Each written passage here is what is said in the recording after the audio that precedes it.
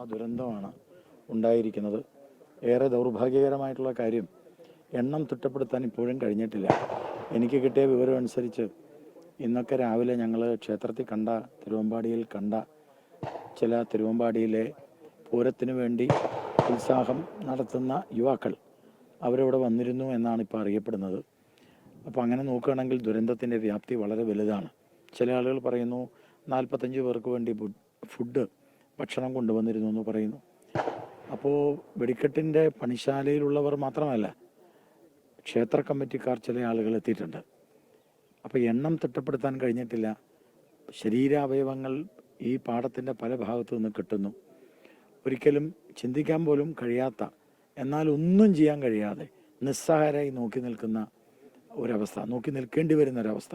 പോലീസിനായാലും ശരി, ഫോഴ്സിനായാലും ശരി, ഒന്നും ചെയ്യാൻ പറ്റില്ല. കാരണം അവിടെ ഇപ്പോഴും നോക്കൂ, തീ ആളി കത്തിക്കൊണ്ടിരിക്കുകയാണ്. ഒരിക്കലും മറക്കാൻ പറ്റില്ല, പൊറുക്കാൻ പറ്റില്ല, സഹിക്കാൻ പറ്റില്ല. കേവലം 2 ദിവസം മാത്രമാണ് സാമ്പിൾ വെടിക്കെട്ടിന് ബാക്കിയുള്ളത്. അപ്പോൾ ആ ദിവസത്തിലാണ് ഇത് സംഭവിച്ചിരിക്കുന്നത്. തീർച്ചയായിട്ടും വേദനാജനകമാണ്. 5 പേരുടെ ബോഡിയാണ് ഞാൻ മനസ്സിലാക്കിയത്, കൂടുതൽ എനിക്കറിയില്ല. 5 പേരുടെ ശവശരീരങ്ങൾ കിട്ടിക്കഴിഞ്ഞു.